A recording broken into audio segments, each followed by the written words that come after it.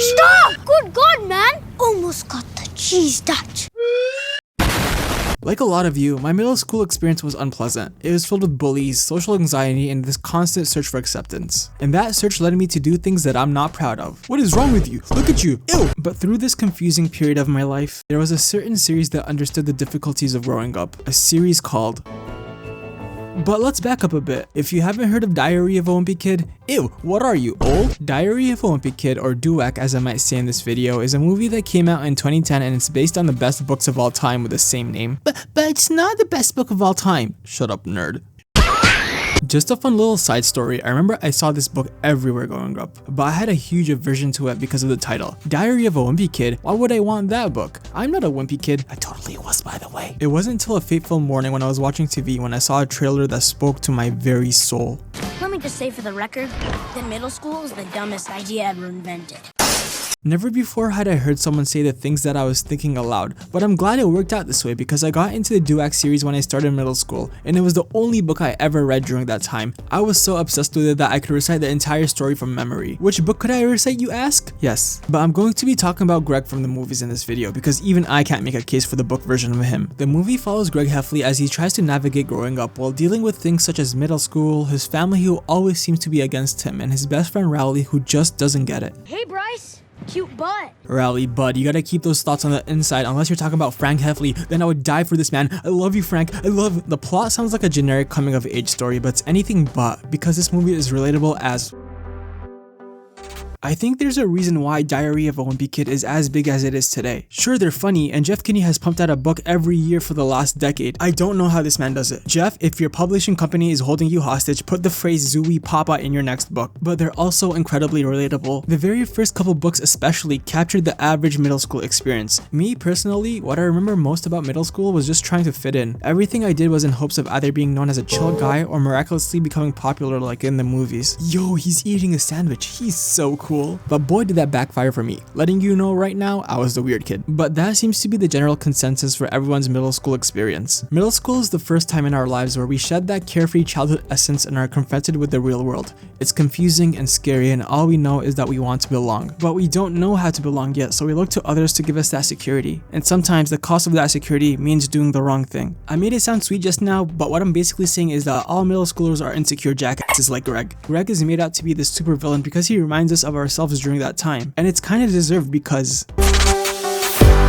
If you've seen any type of DUWAC media recently, then you've seen these comments everywhere by now. Growing up is realizing Greg is not a good person. Greg is not a good person. Greg is a psychopath. Greg murdered my family, guys. Please help me. Greg has me in the basement. Please, please, please. And I agree with all these comments. Greg is not a good person. Let me give you the spark notes of the first movie to give you an idea of who Greg Heffley is and what his life is like. The movie begins with Greg getting woken up by his elder brother Roderick telling him to get his butt out of bed ASAP because he overslept and is late for school. And Greg does exactly that. He rushes through his morning routine and making a whole lot of noise in the process when his dad rushes in with a bat. What are you doing? Getting ready for...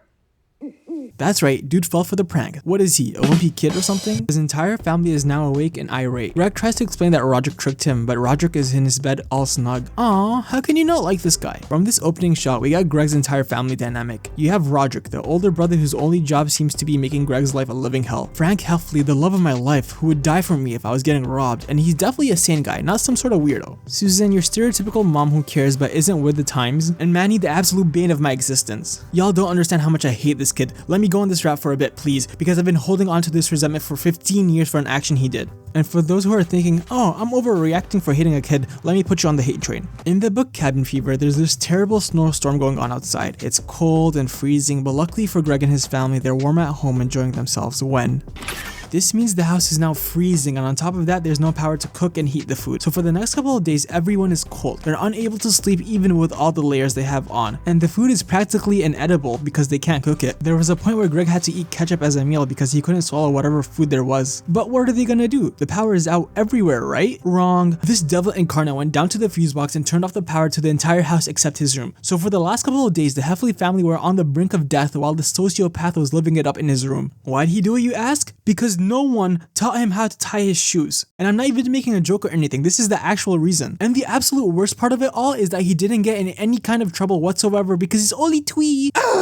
Listen, there's a reason why the belt was invented. I don't care if it's wrong because this dude will grow up to become a mass murderer. But I digress. Let's get back to the first film. This whole movie can be summed up with Greg wanting to be popular. And if you're popular, it means you're in the yearbook. So he does everything he can to achieve that status, joining clubs, avoiding weirdos, and very often making bad decisions that hurt others just to benefit himself. Greg Heffley is the textbook definition of a narcissist. It is awesome to be me. For fun, let me list some of the bad things he did in the first movie. He disrespected Rowley, he lies, he disrespected Rowley, he pees on Roderick. This one is dessert, by the way. He disrespected Rowley, he breaks Rowley's arm and doesn't even apologize. He pushes a bunch of kids into a ditch and lets Rowley get in trouble for it. He disrespects Rowley, and by far his worst sin is making fun of Joshy. Listen, I'm gonna try and prove he's not a bad person, but I can't for this. Judge, send him away. Oh, did I mention that he disrespects Rowley? At this point, we can all agree that Greg is a bad person. He's a compulsive liar, he has a huge ego, and will throw you under the bus for his own gain. And you know what else Greg is? A flipping kid. You know my favorite thing about these movies are? It's the fact that Greg is a bad person. We went over how he's self-centered, narcissistic, but you know what? So are most kids during this age. Ready for my hot take? I think most people going through adolescence are in some way a hooligan, but you're wrong. Listen, I was a camp counselor for a couple years. I've seen Greg in almost every camper. And here's a small story to emphasize my point. I was in a cafe writing the script for this video when a group of middle schoolers entered and immediately the vibe shifted. For the next hour, these delinquents were throwing things, being loud, and saying some of the most diabolical things that if I repeated, YouTube would hit me with a demonetization. Everyone else, including me, was visibly annoyed because they were being self-centered, inconsiderate, kinda like, hey, Greg represents the flaws of the average kid, but he also represents what they could be. Because in the films, sure, he's a bad person, but he grows and becomes a better person by the end of them. For example, after Rowley realizes that Greg is a bad friend, he breaks off their friendship. It was only after this when Greg realizes how lonely he really is, and that Rowley wasn't the one who needed Greg, but the other way around. Rowley was able to move on pretty quickly. He made new friends and was thriving while Greg was stuck trying to figure out why he isn't able to move on. He becomes angry and frustrated, and it builds until the fated day where it all blows up, and Rowley eats the cheese because of these hooligans. Rowley stands there in the crowd, still in shock from eating the cheese, and right when he was about to become a social outcast, Greg steps up and takes the fall. Rowley Jefferson ate the cheese.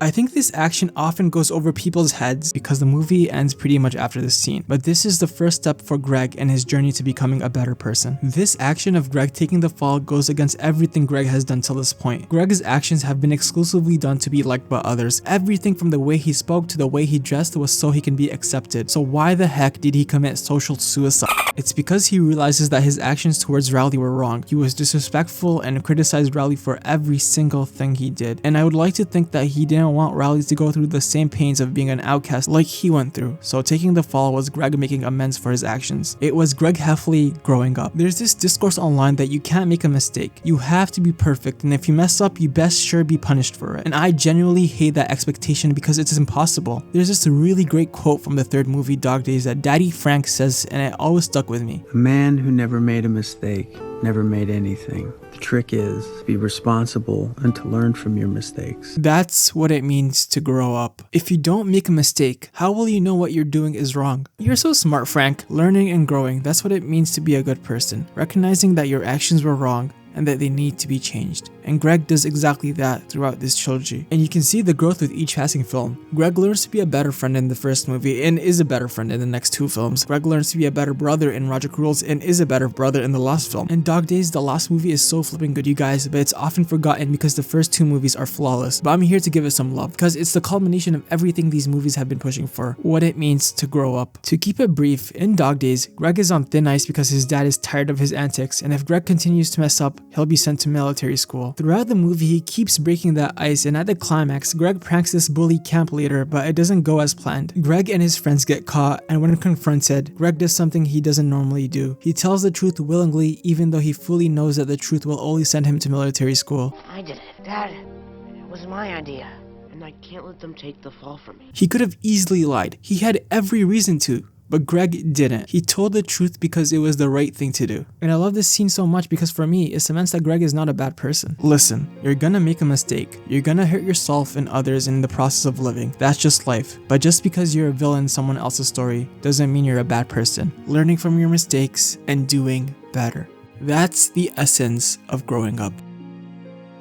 Now after all the evidence I've provided, all the change and growth Greg has objectively gone through, would you still say he's a bad person? And if the answer is yes, then we're all screwed. Plus, I know you're freaking lying because you forgave Arthur Morgan, Shoya from A Silent Voice, and Gru. But joking aside, your mistakes don't define you. Your current actions do. That's what determines the type of person you are. And I say you're a bad person if you don't like, comment, subscribe, and check out my animated story time. Then you're as bad as Manny Heffley. If you made it this far in the video, as always, thank you. I also wanted to address the new drip, the orange. I feel like every YouTuber has some sort of green in their character nowadays, so I wanted to stand out a bit more. So expect more orange. And as always, look both ways before you cross the street. Peace.